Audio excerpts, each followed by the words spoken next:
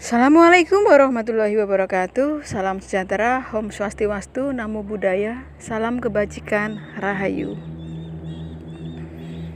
Selamat datang di video pembelajaran sejarah Indonesia kelas 12.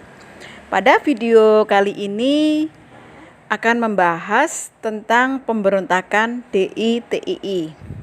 Video ini kelanjutan dari video lalu yang membahas tentang pemberontakan PKI. Baiklah, kita mulai pembahasannya. Cikal bakal pemberontakan DI-TII yang meluas di beberapa wilayah di Indonesia ini bermula dari sebuah gerakan di Jawa Barat yang dipimpin oleh Kartosuwiryo. Kartosuwiryo ini dulunya adalah seorang tokoh Partai Sarekat Islam Indonesia atau PSII Karena perjanjian Renville ini membuka peluang bagi Kartosuwiryo untuk lebih mendekatkan cita-cita lamanya untuk mendirikan sebuah negara, yaitu negara Islam. Alasan pemberontakan dari DI-TII Jawa Barat ini karena salah satu keputusan Renville ini adalah harus pindahnya pasukan RI dari daerah-daerah yang diklaim dan diduduki Belanda ke daerah yang dikuasai RI. Nah, di Jawa Barat, divisi Siliwangi sebagai pasukan resmi RI pun dipindahkan ke Jawa Tengah. Akan tetapi, laskar bersenjata Hizbullah dan Sabilillah yang telah berada di bawah pengaruh Kartosuwiryo tidak bersedia pindah dan malah membentuk TII. Apa itu TII? Tentara Islam Indonesia. Nah, vakumnya atau kosongnya kekuasaan RI di Jawa Barat ini segera dimanfaatkan oleh Kartosuwiryo dengan menyatakan pembentukan Darul Islam atau negara Islam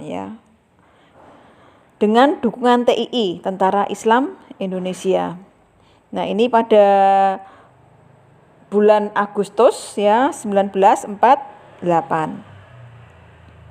Nah, selanjutnya persoalan timbul ketika pasukan Siliwangi kembali balik ke Jawa Barat. Nah, ini Kartosuwiryo tidak mau mengakui tentara RI tersebut kecuali mereka mau bergabung dengan DI-TII. Nah, itu alasan mengapa terjadinya pemberontakan. Nah, bagaimana penyelesaiannya? Penyelesaian dari pemberontakan DI-TII di Jawa Barat ini diadakan operasi terpadu pagar betis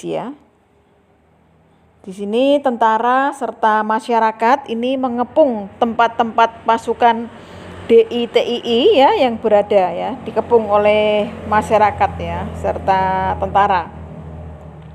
Apa tujuan dari taktik ini? Tujuan dari taktik ini adalah untuk mempersempit ruang gerak dan memotong arus perbekalan pasukan lawan. Selain itu, diadakan pula operasi tempur dengan sasaran langsung ke basis-basis pasukan DI-TII. Dalam operasi ini, Kartosuwiryo berhasil ditangkap pada tahun 1962. Ia lalu dijatuhi hukuman mati, yang menandai pula berakhirnya pemberontakan DI-TII Kartosuwiryo. Nah, pemberontakan DI-TII selain terjadi di Jawa Barat, ini juga terjadi di Jawa Tengah. Nah, awal pemberontakan dari DI-TII Jawa Tengah ini, awal kasusnya ini mirip sama yang di Jawa Barat, di mana akibat persetujuan Renville, daerah Pekalongan, Brebes, Tegal ini ditinggalkan TNI, Tentara Nasional Indonesia, sehingga ini ada kevakuman di daerah ini, dan Amir Fattah ini sebagai pemimpinnya ini beserta pasukan Hizbullah ini tidak mau di TNI-kan ini segera mengambil alih. Dan alasan pemberontakan ini saat pasukan TNI balik ini ke wilayah tersebut setelah Belanda melakukan agresi militernya yang kedua, ini sebenarnya telah terjadi kesepakatan antara Amir Fattah dan pasukannya dengan pasukan TNI ya. Bahkan di sini Amir Fattah ini diangkat sebagai koordinator pasukan di daerah operasi Tegal dan Brebes. Namun ketegangan karena berbagai persoalan antara pasukan Amir Fattah dengan TNI ini sering timbul ya. Dan di sini Amir Fattah pun berubah pikiran ya setelah utusan Kartosuwiryo datang menemuinya, lalu mengangkatnya sebagai Panglima DITII Jawa Tengah. Ia bahkan kemudian ikut memproklamirkan berdirinya negara Islam di Jawa Tengah ya.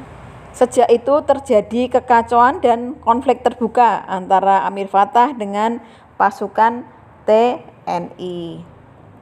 Nah, untuk penyelesaiannya ini perlawanan Amir Fattah ini tidak terlalu lama ya. Jadi karena kurangnya dukungan dari penduduk ini membuat perlawanan cepat berakhir. Berakhir pada Desember 1951. Ini Amir Fattah menyerah. Nah, selain di Jawa Tengah juga ada di Sulawesi Selatan, DITII di Sulawesi Selatan. Nah, bagaimana awal pemberontakannya? Awal pemberontakan dari DITII ini terjadi pula di Sulawesi Selatan ya, di bawah pimpinan Letnan Kolonel Kahar Muzakar ya. Itu fotonya kalian lihat ya. Pada tahap awal pemberontakan ini lebih disebabkan akibat ketidakpuasan para bekas pejuang gerilya ya ini terhadap kebijakan pemerintah dalam membentuk Tentara Republik, dan juga demobilisasi ya yang dilakukan oleh di daerah Sulawesi Selatan sana, sehingga ini menyebabkan ya awal pemberontakan dari situ. Namun beberapa tahun kemudian pemberontakan malah beralih dengan bergabungnya mereka ke dalam DITII Kartosuwiryo. Nah, alasan ini Kahar Muzakar melakukan pemberontakan ini karena menuntut kepada panglimanya agar KGSS bukan dibubarkan, melainkan minta agar seluruh anggota KGSS dijadikan tentara dengan nama Brigade Hasanuddin. Apa itu KGSS?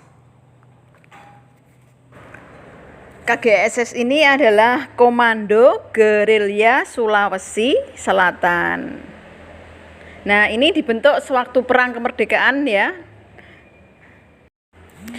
Tuntutan dari KGSS ini ditolak karena pemerintah berkebijakan hanya akan menerima anggota KGSS yang memenuhi syarat sebagai tentara dan lulus seleksi. Nah, di sini Kahar Muzakar tidak menerima kebijakan ini dan memilih berontak diikuti oleh pasukan pengikutnya. Penyelesaiannya ya, jadi selama masa pemberontakan, Kahar Muzakar pada tanggal 7 Agustus 1953 yang menyatakan diri sebagai bagian dari negara Islam Indonesia Kartosuwiryo, dan pemberontakan yang dilakukan Kahar Muzakar ini memang memerlukan waktu lama untuk menumpasnya ya, jadi butuh waktu. Pemberontakan ini baru berakhir pada tahun 1965. Di tahun itu Kahar Muzakar tewas tertembak dalam suatu penyergapan. Selanjutnya DITII di Kalimantan Selatan. Pemberontakan yang berkaitan dengan DITII ini juga terjadi di Kalimantan Selatan ya. Pemberontakan berlangsung lama dan berlarut-larut hingga tahun 1963 saat Ibnu Hajar pemimpinnya tertangkap. Timbulnya pemberontakan DITII di Kalimantan Selatan ini sesungguhnya bisa ditelusuri hingga tahun 1948 ya, saat Angkatan Laut Republik Indonesia atau ARI Divisi 4 ini sebagai pasukan utama Indonesia dalam menghadapi Belanda di Kalimantan Selatan, ini telah tumbuh menjadi tentara yang kuat dan berpengaruh di wilayah tersebut. Namun ketika penataan ketentaraan mulai dilakukan di Kalimantan Selatan oleh pemerintah pusat yang ada di Jawa ya, ini tidak sedikit anggota ALRI yang merasa kecewa karena di antara mereka ada yang harus demobilisasi ya, atau mendapat posisi yang tidak sesuai dengan keinginan mereka. Nah, dari sini suasana mulai resah dan keamanan di Kalimantan Selatan mulai terganggu. Adanya penangkapan terhadap mantan anggota ALRI, Angkatan Laut Republik Indonesia Divisi 4 terjadi. Salah satu alasannya adalah karena di antara mereka ada yang mencoba menghasut mantan anggota ALRI yang lain untuk memberontak. Nah, di antara para pembelot mantan anggota ALRI Divisi 4 ini adalah Letnan 2 Ibnu Hajar ya, yang dikenal sebagai figur yang berwatak keras dengan cepat berhasil mengumpulkan pengikutnya, terutama di kalangan anggota ALRI Divisi 4 yang kecewa terhadap pemerintah. Nah, Ibnu Hajar ini bahkan menamai pasukan barunya sebagai Kesatuan Rakyat Indonesia yang tertindas ya. Kerusuhan segera terjadi ya. Berbagai penyelesaian damai coba dilakukan pemerintah, namun upaya ini terus mengalami kegagalan. Pemberontakan pun pecah. Pada akhir tahun 1954 ini Ibnu Hajar memilih untuk bergabung dengan pemerintah DITII Kartosuwiryo yang menawarkan kepadanya jabatan dalam pemerintahan DITII sekaligus Panglima DITII Kalimantan ya. Konflik dengan tentara Republik pun tetap terus berlangsung bertahun-tahun. Baru pada tahun 1963 ini Ibnu Hajar menyerah. Ia sebenarnya berharap mendapat pengampunan, namun pengadilan militer menjatuhkan hukuman mati. Selanjutnya ini pemberontakan DITII di Aceh ya. Pemberontakan yang terjadi di Aceh ini berbeda dengan pemberontakan di daerah lainnya. Di Aceh, pemicu langsung pecahnya pemberontakan adalah ketika pada tahun 1950 ini pemerintah menetapkan wilayah Aceh sebagai bagian dari Provinsi Sumatera Utara. Nah, para ulama Aceh yang tergabung dalam Persatuan Ulama Seluruh Aceh atau PUSA ini menolak hal ini. Bagi mereka, pemerintah terlihat tidak menghargai masyarakat Aceh yang telah berjuang membela Republik. Mereka menuntut agar Aceh memiliki otonomi sendiri dan mengancam akan bertindak bila tuntutan mereka tidak terpenuhi. Tokoh terdepan PUSA dalam hal ini adalah Daud Bairuh. Ya, itu ada fotonya.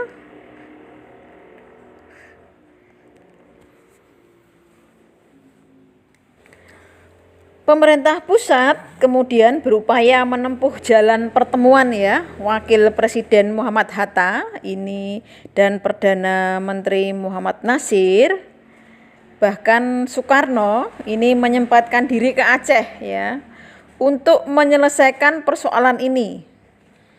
Namun mengalami kegagalan. Akhirnya pada tahun 1953 ini setelah Daud Bairuh melakukan kontak dengan Kartosuwiryo, ia menyatakan Aceh sebagai bagian dari negara Islam Indonesia yang dipimpin Kartosuwiryo.